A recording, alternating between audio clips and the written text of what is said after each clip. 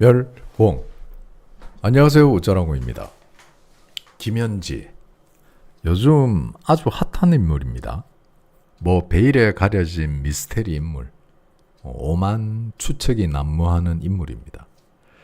한때 정치권을 뒤흔드는 대북 송금 사건은 단순히 이재명과 이화영 전 경기도 부지사와의 관계만으로 설명되기가 어려웠습니다. 그런데 그 안을 깊게 들여다보면 모든 흐름의 중심에는 김현지라는 이름이 있습니다. 그녀는 단순한 비서가 아니라 이재명 정권의 실무와 전략을 조율한 정무 컨트롤러, 그리고 지금은 비선 실세 의혹의 핵심 인물로 떠올랐습니다. 이재명은 경기도지사 시절 평화경제 구상을 추진하며 북한과의 경협, 대북 사업을 지방정부 차원에서 연결하려고 했습니다. 이화영 전 부지사는 그 구상의 실무를 담당해 북측 접촉과 송금 과정에 깊이 관여했었죠. 하지만 그 과정에서 이화영의 윗선으로 지목된 사람이 바로 김현지였습니다. 그녀는 이재명의 핵심 비서이자 일정 행사, 메시지, 정무 라인을 관리하며 이재명의 모든 주요 정책 흐름에 관여했습니다. 논란의 출발점은 이화영 재판 도중 변호인 교체 사건이 있었습니다. 이화영의 기존 변호인인 설주환 변호사가 돌연 사임했고, 그는 이후 김현지로부터 여러 차례 전화 질책을 받았다고 진술했습니다. 통화 내용에는 검찰의 질문 내용, 진술 방향, 재판 전략 등이 포함됐다는 증언이 나왔었습니다. 이 상황은 단순한 정보 확인 수준을 넘어 재판의 독립성과 피고인의 방어권을 침해할 소지가 있습니다. 특히 김현지가 이재명과 함께 공범으로 거론되는 인물의 재판에 개입했다면 그건 사법적으로도 심각한 문제로 평가됩니다. 형법상 공범 간의 재판 관련 소통은 매우 민감한 사안입니다. 왜냐하면 피고인 또는 피의자가 공범과 접촉하거나 진술 방향을 조율하는 것은 증거인멸이나 위정교사로 이어질 수 있기 때문입니다. 김현지가 이화영의 변호인으로부터 재판 상황을 보고받았다면 그 자체가 공범사이의 재판 개입 통로로 기능한 행위로 간주될 수 있습니다. 이건 단순한 정치적 논란이 아니라 법적으로 형사소송의 공정성을 훼손하는 행위입니다.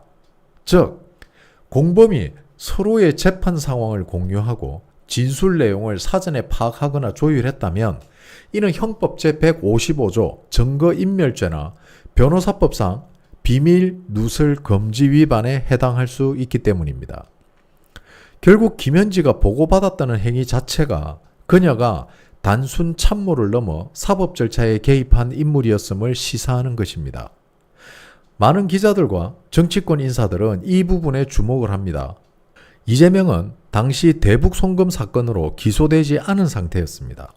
따라서 공식적으로 재판 진행 상황을 보고받을 이유가 전혀 없었죠. 그럼에도 불구하고 김현지가 직접 변호인으로부터 재판 내용을 확인했다면 그 이유는 세 가지로 요약됩니다. 첫째, 이재명을 보호하려는 목적. 이화영의 진술이 이재명에게 불리하게 흘러가는 것을 막기 위해 재판 방향을 미리 파악하고 조율하려 했다는 분석입니다. 둘째, 이 부분이 중요한데요. 자신의 이름이 재판에서 언급됐는지 확인하기 위한 목적입니다. 일부 언론은 이화영의 재판 과정에서 대북 송금 관련 지시 라인에 김현지의 이름이 나왔다는 증언을 전했습니다. 따라서 그녀가 직접 확인에 나선 건 자기 방어적 행동이었을 가능성이 있습니다. 셋째, 비선실세로 번질 가능성을 사전에 차단하려는 의도. 자신이 개입한 사실이 드러나면 정권 전체가 비선 논란에 휘말릴 수 있기 때문에 미리 위험 요소를 통제하려 했다는 분석도 존재합니다. 김현지는 단순히 일정이나 행사를 챙기는 수행비서가 아니었습니다. 그녀는 이재명 정치 프로젝트의 핵심 실무자이자 설계자였습니다.